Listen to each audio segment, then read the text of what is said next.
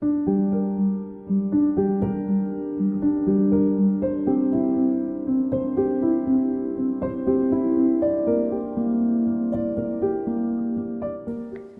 tout le monde, je suis contente de vous retrouver aujourd'hui pour un nouveau tuto. On va apprendre aujourd'hui à réaliser à l'aquarelle une jolie forêt d'été.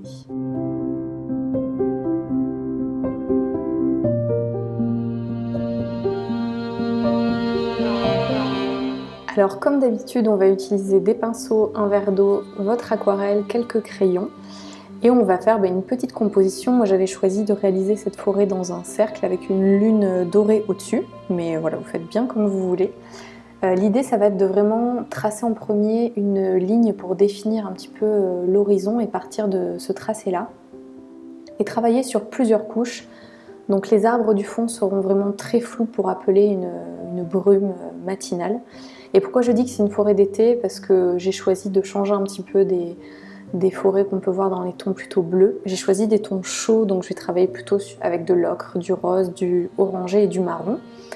Mais voilà, vous adaptez en fonction de ce que vous préférez. Donc la première couche va être vraiment, comme vous voyez, des arbres très floutés, de votre couleur la plus claire que vous aurez choisi dans votre colorimétrie.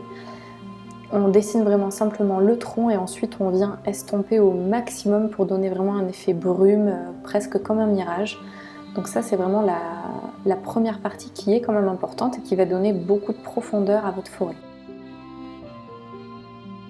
Là j'ai utilisé un pinceau de précision pour démarrer et ensuite je suis venue flouter avec un plus gros pinceau.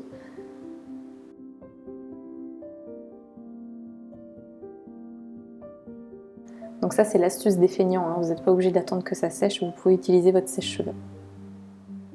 Et c'est parti pour une deuxième couche, donc là aussi très grossièrement je dessine en fait quelques sapins et je viens ensuite estomper au gros pinceau cette deuxième ligne. Donc j'ai choisi une couleur un peu plus prononcée, un rose plus foncé.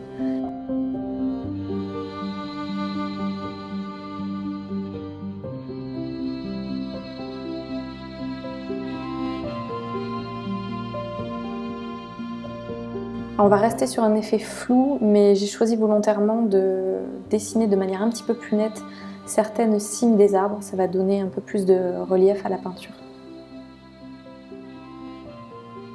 Alors troisième rangée de notre forêt d'été, vous pouvez démarrer déjà sur une couleur un petit peu plus prononcée. Moi là je vais déjà partir un petit peu sur du roux, sur du marron. Alors je vais utiliser un pinceau brosse plate. Alors il est très abîmé, c'est volontairement que je l'ai choisi et que je l'ai pris abîmé. Il est un petit peu vieux, mais justement ça va donner cet effet en fait du sapin, des petites épines du sapin. Ça va donner plus de relief et en tapotant du centre vers l'extérieur et légèrement vers le bas, on imite très facilement l'effet sapin. Avec la même couleur, c'est intéressant de faire des reliefs d'ombre et de lumière. On démarre sur une couleur plus claire, on attend que ça sèche un tout petit peu et on vient mettre des zones d'ombre avec cette même couleur plus foncée.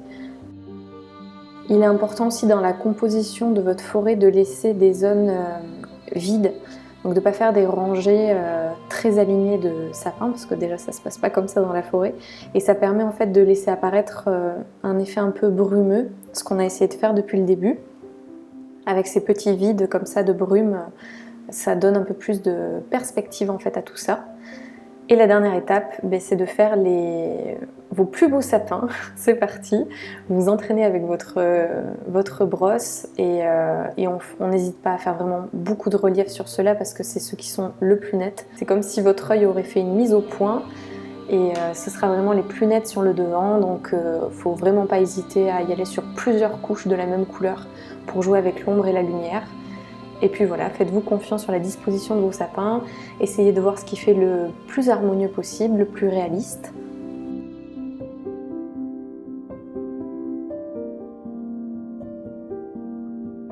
Alors on aurait pu choisir, c'est vrai, d'autres arbres que le sapin, mais je trouve que pour débuter et pour avoir un rendu assez facile d'accès, le sapin c'est vraiment idéal avec cette technique de la brosse plate. Moi j'aime beaucoup, c'est assez rapide et le rendu est rapidement joli.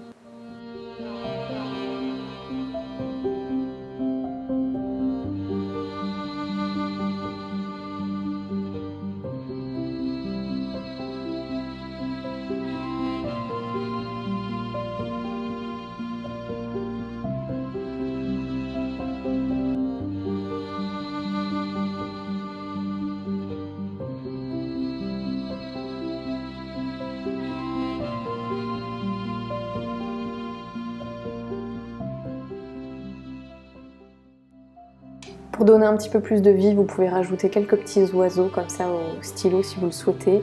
Pourquoi pas une chouette qui s'envole.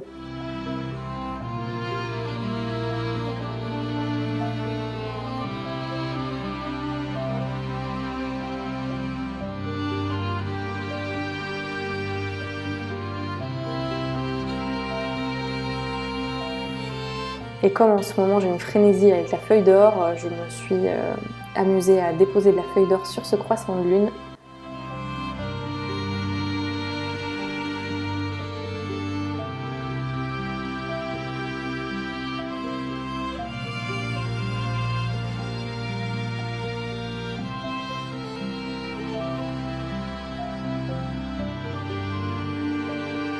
Et voilà, vous venez déjà de réaliser une jolie forêt d'été en aquarelle. Je vous remercie de m'avoir regardé, je vous dis à très vite dans un nouveau tuto. Prenez soin de vous et à bientôt.